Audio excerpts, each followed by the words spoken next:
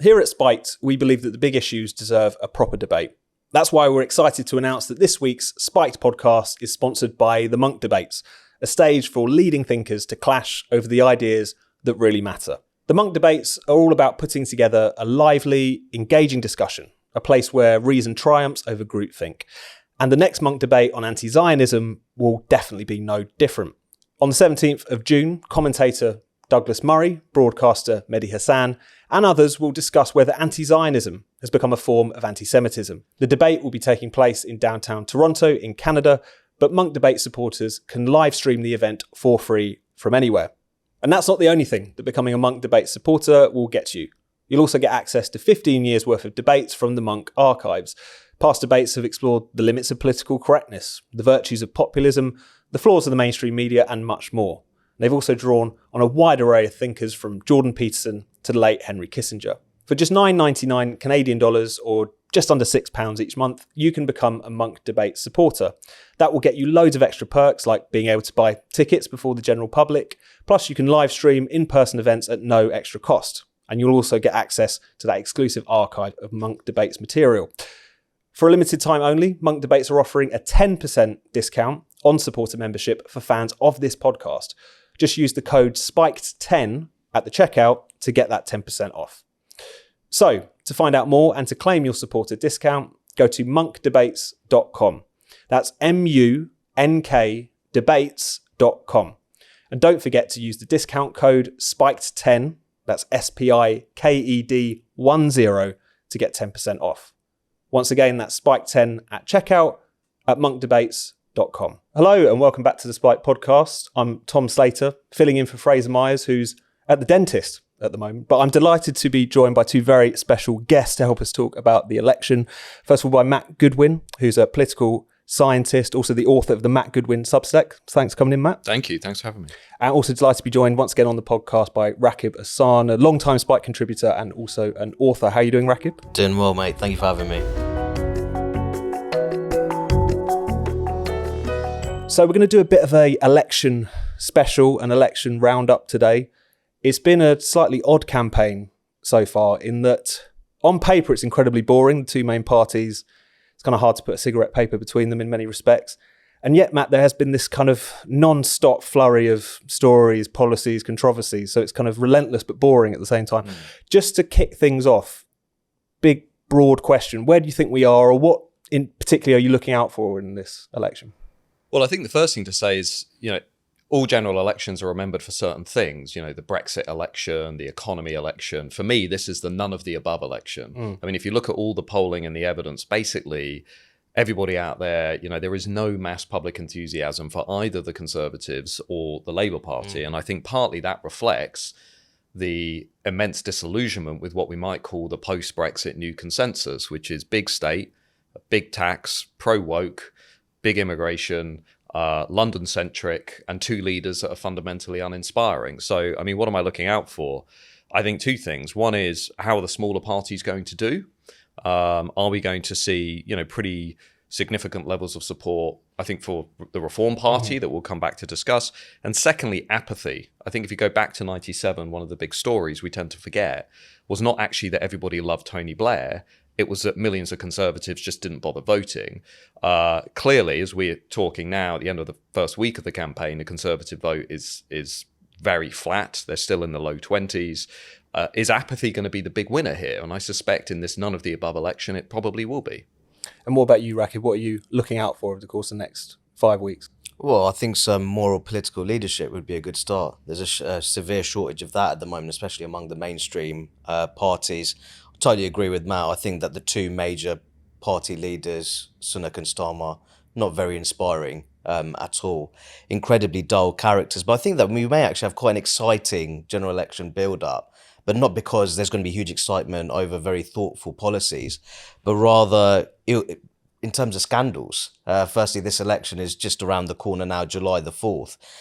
We've already seen senior Tories announce that they're not going to be standing in the next general election. Politicians such as Michael Gove and Andrea Leadsom, which means that there's going to have to be some very rushed processes when it comes to candidate selection. and how thorough the vetting processes will be surrounding that, I'm not entirely sure. That means there might be some very questionable characters ending up on the ballot. So I think there'll be some very serious issues there. I think that some of the policy announcements so far, national service, now someone would say that I'm quite socially conservative and also culturally conservative, so I should be very much supportive of that idea. But I think that what we'll see a lot of policy announcements which don't really make much sense. Mm-hmm. I think that the idea that you'd introduce something like that before there's a really sound educational and economic offer for young people, I'd actually make the argument that the current social, economic and political settlement is heavily skewed against them. So I think that I just want to see some sensible policies, but also a bit of big vision as well. Where do you think Britain's going wrong at the moment, and how we can improve the country in terms of the general betterment of people at large? Just can I briefly on that? I think that's spot on, because neither leader are actually speaking to the real deep problems facing Britain. So we have no real understanding of what the new growth strategy for this country is going to be, how we're going to drive productivity, how we're going to fix mass immigration, which is clearly undermining, not strengthening the economy, what our new foreign policy is going to be, or where Brexit Britain's going to sit in the world. We're not even talking about things like US-UK trade deals, or what the new levelling up strategy is. We've suddenly forgotten about levelling up.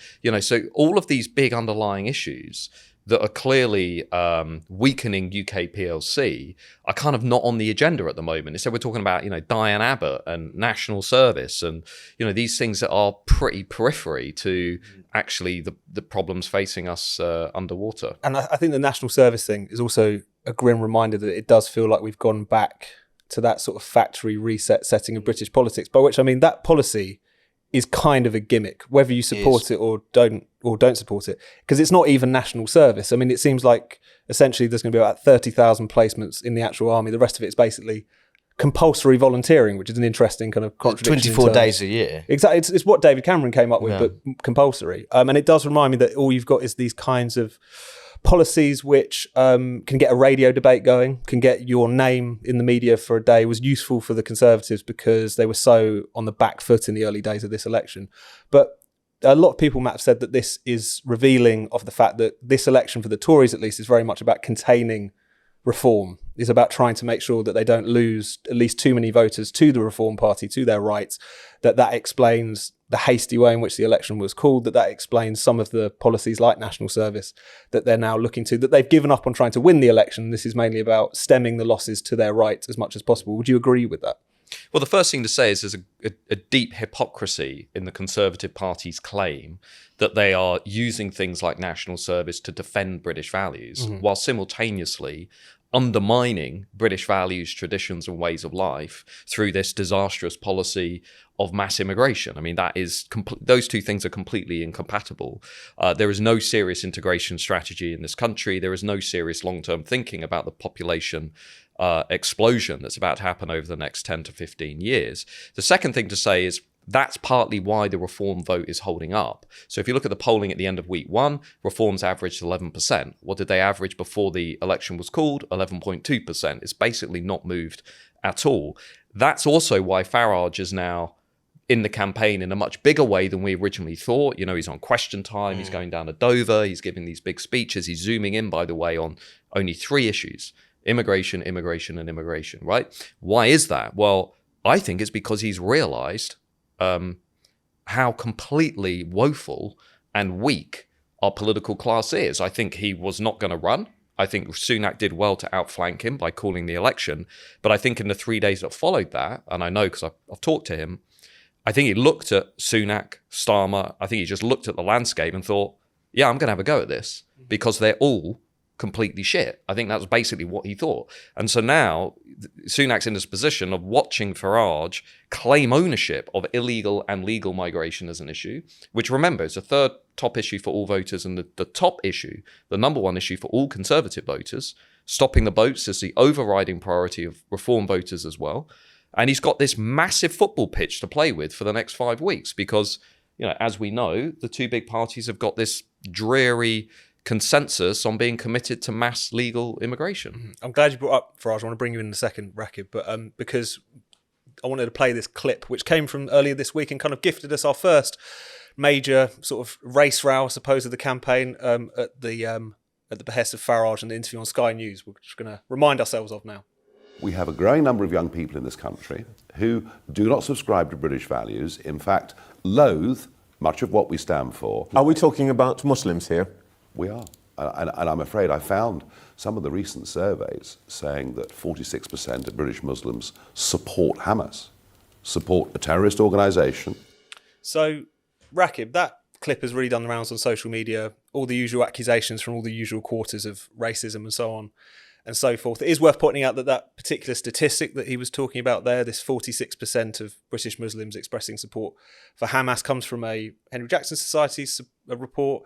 The poll in question has been argued over because the wording of it was, do you support Israel or do you support Hamas? Therefore, there's no pro-Palestine option. And while I'm by no means an expert, I do understand that the way you word a question can produce somewhat unrepresentative results. But are we in danger of ignoring the kind of, I guess, the question of Islamist extremism in this election by just dismissing it as something which only, hotheads are interested in? I think, firstly, people saying that it's completely unacceptable for him to say that.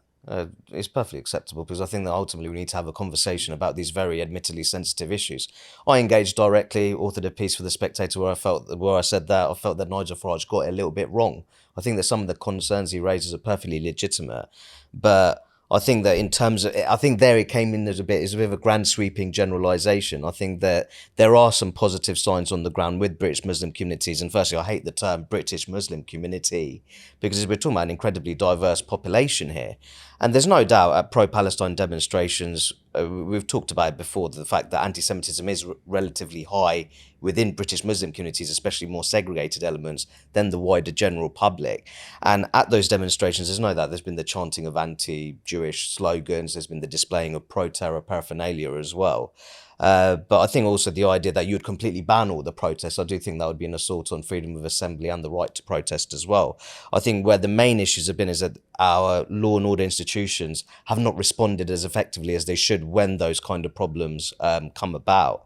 But if you actually look at the integration debate, I think it's quite outdated in my view. I think the whole phrase British values, it's a very vague and nebulous term. You could ask 5 people what do British values mean. You might get 5 very different answers.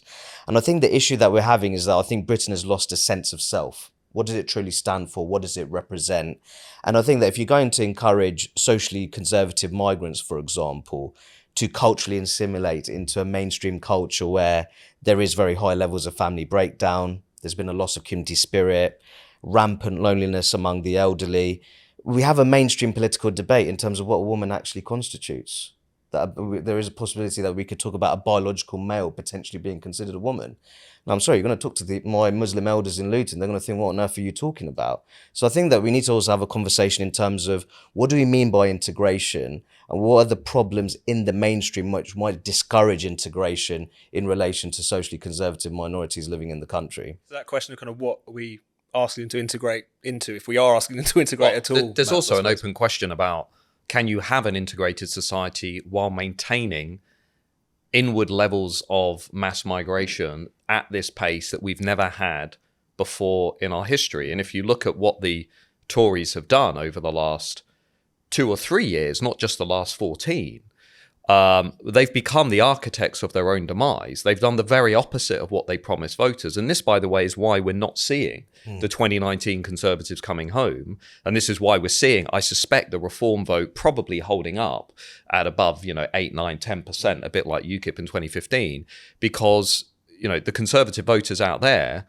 the none of the above voters out there now can see what Boris Johnson and the Tories did to the country. They promised low levels of high skill controlled immigration, and then they gave the country mass levels of uncontrolled low skill, low wage migration. Now, when you're welcoming 4 million people and we're projected to have another 6.5 by 2036, 6.1 of which will be because of migration from mainly outside of Europe, forget about integration strategy. There's no integration strategy that's going to be able to actually manage that level of population churn. We can talk about British values till the cows come home. It doesn't mean anything when you're seeing the rates of churn that we're seeing in some communities, not to mention the pressure on housing and public services. So what I'm trying to say is, I don't think Nigel Farage has ever had as much space in British politics as potentially he could have today if he wanted to exploit it. I think the next 5 to 10 years, the only debate in town, really, in this country is going to be,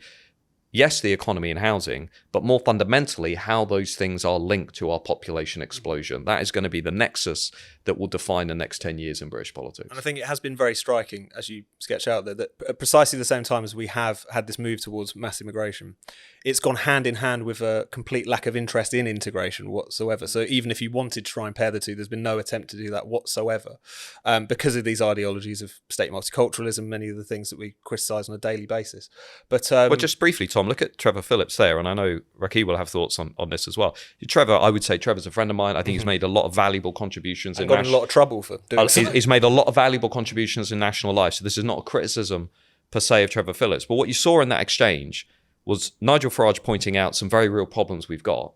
Trevor Phillips then saying, oh, well, actually, do we have all these problems? Knowing full well that we do have these problems. I mean, he's done the documentaries on segregation, on parallel lives. He knows what Nigel Farage is saying is basically within the realm of kind of, accurate, serious concerns. But because of the way our elite conversation is constructed, where luxury beliefs are dominant and you cannot come close to any of these inflated social norms like racism and Islamophobia, you see him pull away. And so, as Rakib is absolutely right, we don't get close to having a meaningful conversation. I mean, Trevor could have said to Nigel then, okay, I don't agree with everything you said. What's the policy solution to this? Because I agree we have some problems here. Instead, what he said is, well, you're just being Islamophobic. And then the conversation gets shut down. And I do wonder how much that is the producer in the ear, push back. But you're right in to say that, Trevor Phillips was suspended by the Labour Party for alleged Islamophobia because of the fact that in his work over the years, he had quite robustly raised a lot of these questions, Rakib, about parallel lives, as Matt was saying.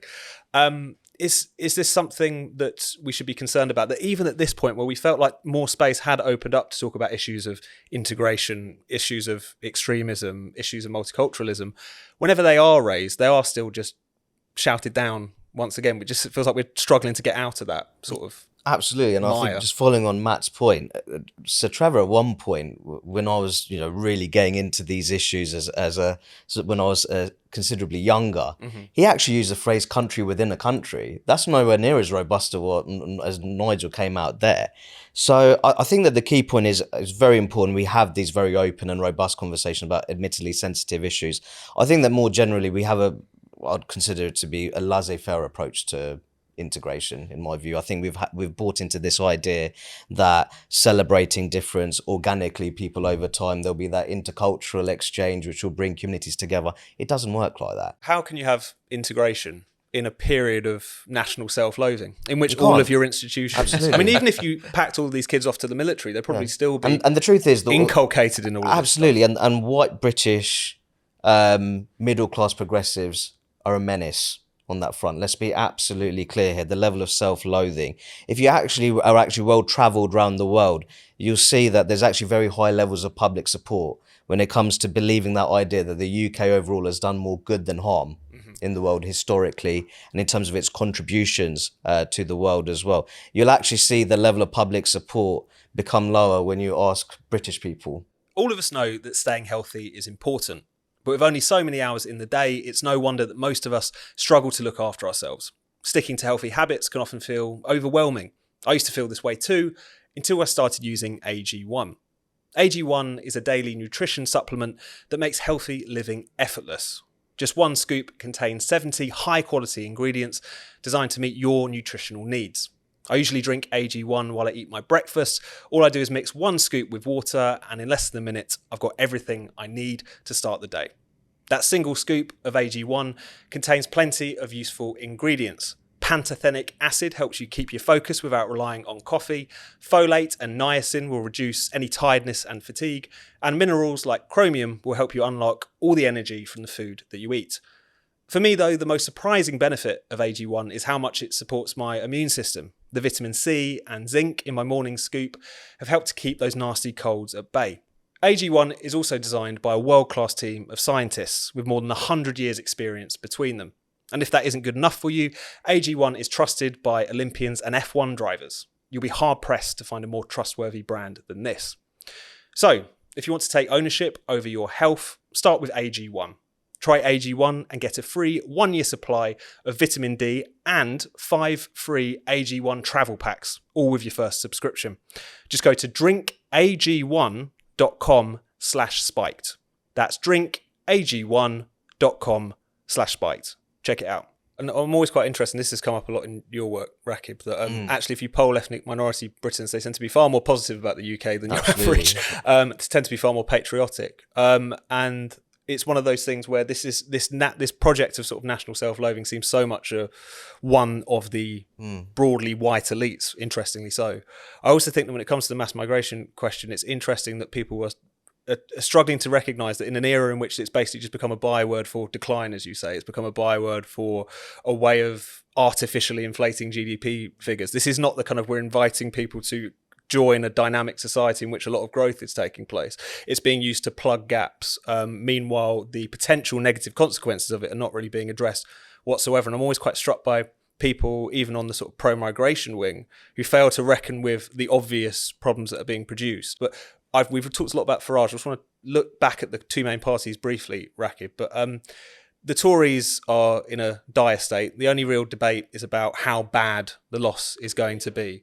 But can they really be surprised? I mean, if we're talking about the migration issue, but you could say it's about many issues now. They've been in power for 14 years and they have, on so many issues, but particularly the migration issue, kind of committed a form of political fraud, essentially. They would be elected on manifesto saying cutting immigration either to the tens of thousands or at least indicating that they would cut it to some degree, and then presiding over the highest migration figures ever. Can they really be surprised that they're facing this kind of backlash, and is really a bit of red meat for reform curious voters going to cut it in this election? I don't think it will, Kai, if I'm being honest. I think that we're talking about a dying political institution here, actually, and the crisis is very much existential, in my view.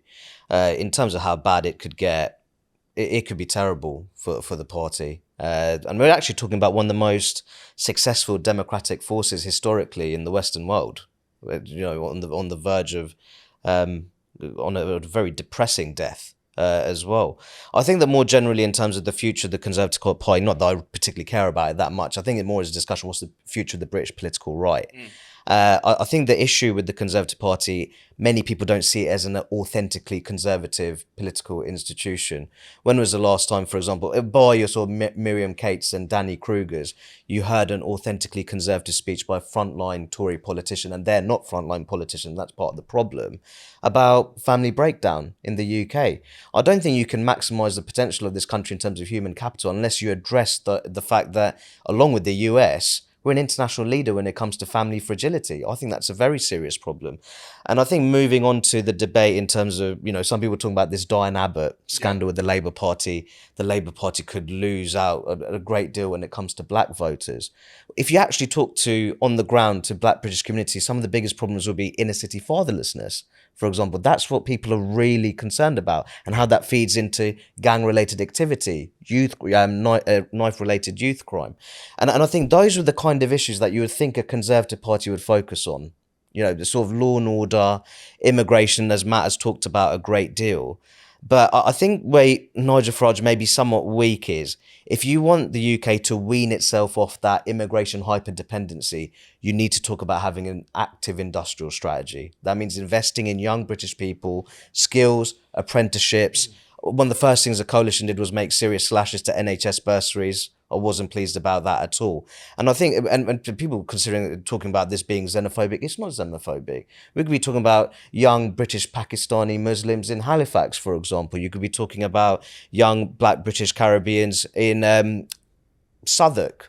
Or it could be your sort of left behind white British young kids in places like Bolsover in Derbyshire. It's not a racist policy at all to ultimately invest in your own people. We have a very diverse population. That's an interesting point, because both of you have often written about the kind of the gap in British politics, the sort of the red and the blue. Matt, do you think there's not enough red and too much blue, and so far as what's coming through on the right at the moment? Because that has been one thing that has often dogged the various iterations of the parties that Nigel Farage has led, is that they have had a more sort of typically Thatcherite or libertarian, sort of like flat rate attacks, for example. Yeah, and that would occasionally catch up with them. I think that's right. The first thing to say is where we're heading now is going to be a very heavy historic defeat for the Conservatives, followed by a prolonged civil war over the battle of the soul of conservatism in this country, the better Nigel Farage and the Reform Party do, the more likely it is that they will be key players in that post-election debate. And that debate will include people who are not just within the Tory party. So the Conservatives, as an academic once said, historically have always understood the power of reinvention. The problem with the Conservatives today is they really don't know how to reinvent or what to reinvent to become. Yeah. So you've got a lot of people in the Conservative Parliamentary Party who will basically say, look, we're not that bothered about legal migration. We're basically, free traders. We're obsessed with slashing tax. And they think that's an offer that's going to inspire the nation. Well, most voters aren't there. Only about a third of the electorate want to cut tax because they're absolutely deeply concerned about the dire state of public services. 80% of voters say, I want to slash not just illegal migration, but legal migration. And I'd like an economy that works for ordinary British people. I don't just want to go back to 1988 and the Lawson budget. I don't just want Thatcherism 2.0. I actually want you to do what you said you do, which is level up the left behind regions, put British kids first in the NHS, in social care. We shouldn't have as many universities. We should have technical colleges. We should have vocational training. In every issue that you look at now in Britain, it's short-term answers, usually using mass migration to plug the holes, while avoiding the longer-term recalibration that would put British people in front of others. And that is basically a principle. There are two principles that should guide the Conservatives going forward. One is what I would argue is a principle of popular sovereignty. They need to reconnect with the wishes and the aspirations of the forgotten majority. And if they don't do that, they're not going to come back as a political party. And the second principle is the principle of national preference. From housing to the economy, the Conservative Party ultimately is about the renewal, reconstruction, restoration of the national community. That is what the Conservative Party is about, fundamentally. What we've got is a more kind of globalist, internationalist Conservative Party that's much more interested in kowtowing to business elites and global corporations and obsessing about London and tax than it is about representing and prioritising and protecting the national community we all love. Those are the two things the Conservative Party has to do. Now, clearly, they can't do it on their own, which is why we're seeing the Reform Party and Nigel Farage and others do so well in the polling. But if they don't do that, I completely agree. They are going to be facing an extinction level event. That's what this election is going to be, because as of this morning, the end of week one of the campaign, they're averaging 23%. Mm-hmm. This is like extinction level event. This is like 100 MPs. Right, this is like Canada 93. This is the party imploding. And that makes me quite excited, because in that you get the debate about what could come next. And a bit of creative destruction wouldn't go amiss. That was my favourite bit, actually, after the referendum in 2016, when there was that brief period where it felt like both parties were going to kind of collapse in on each other. And I thought it's right for the taking at this point. But we should talk briefly before we end about the Labour Party. It's odd that we haven't talked about them so much, because they are the presumptive victors of this election, but then they've been incredibly boring, going out of their way to pursue this sort of Ming Vase strategy. You've got Rachel Reeves going out there and saying hilarious Orwellian things like stability is change, and thinking that will do anything other than send people to sleep at her particular speeches. But Rakib, you mentioned Diane Abbott there. That's essentially the alleged purge of the Corbynite left has more or less been the story where Labour is concerned of the week. Diane Abbott became a particular focus for this because of the fact that she has a lot of sort of sentimental value to the left, in particular, as in terms of her record as the first female black MP. Also, I think it's fair to say, was treated in a pretty grubby or not particularly transparent fashion by the party. But hasn't there been a lack of appreciation of why she was suspended to begin with? That she wrote a letter to the Observer which said that Jewish people, gypsies and travellers as well, exactly, might have experienced prejudice, but they didn't experience racism. I thought it was also interesting that she referenced things like Jim Crow. So she was already in the realm of the mid-20th century, but seemed to forget about one particular thing that happened in Europe during that time. So as it stands, it seems like she's got the whip back. It's not clear whether or not she'll actually be allowed to stand. But what have you made of the whole Diane Abbott row this week? Well, I think it ties in with the row surrounding Faiza Shaheen as well, actually. That it's almost the fact that, women of colour, they must be protected. If they express outrageous views, we should be more forgiving. Absolutely not. That has been the undertone. That has been the undertone to that. And I think we need to have a restoration of personal responsibility and accountability. Absolutely. More than anything. I understand the sentimental contribution surrounding Diane Abbott, the fact that she broke those glass ceilings. And I think that's actually a shame that she broke those glass ceilings, but actually her contributions to British politics at times have been quite toxic. And that's the truth of it. And I think much of this rhetoric that the way the Labour Party have handled, and I don't think that it's been handled in a particularly good way, if truth be told, that this will mean that black voters will abandon Labour en masse. Someone will have to explain to me how this entire episode is going to put off West African voters in places like Swindon and Thurrock in Essex. How's that going to put them off the Labour Party? As if they've all got kind of picture of Diane Abbott over the mantelpiece. I think what it is, if you look at our racial discourse, it's very much looking at it through the prism of this London-centric Caribbean origin grievance. And it completely ignores the fact that actually, if you look at the black British population, only 26% of Caribbean origin, actually the predominantly of African origin, very traditional minded as well. And I think I tell people that only 1 in 4 black British people are actually Caribbean origin. They're actually very surprised. Because I think the founding touch points when it comes to the black British community, which is clearly very diverse, it would be things such as Windrush, Notting Hill Carnival, Diane Abbott being this a very experienced politician. And I think that we need to understand how modern Britain's actually changed in that sense. Can I just build on that? Mm-hmm. I just want to push back against this idea that the Labour Party is now a moderate, responsible, acceptable opposition party ready for government, because actually I take a very different view. If you look at the Diane Abbott, Faiza Shaheen scandals, if you look at Angela Rayner, going to a meeting of predominantly Muslim men wearing a long dress and falling over herself to meet every grievance. If you look at how Labour have said they're going to overturn the Illegal Migration Act and get rid of Rwanda.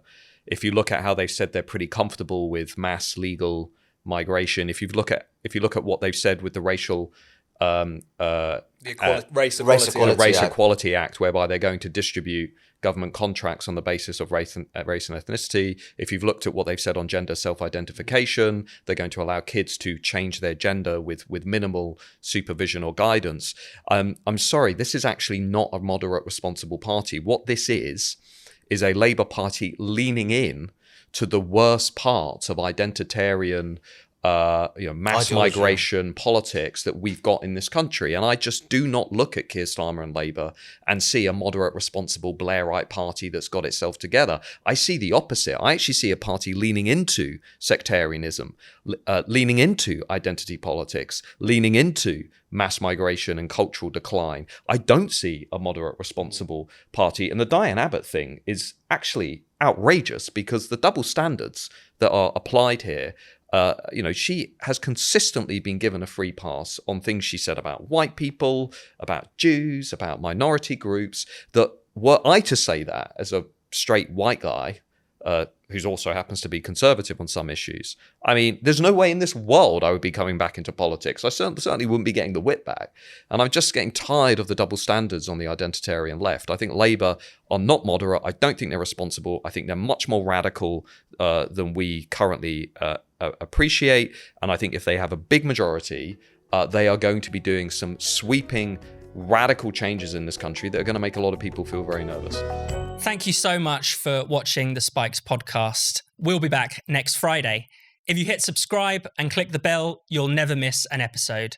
And in the meantime, why not check out all of Spike's other videos and podcasts on this channel? And for more Spiked content, find us at spiked-online.com.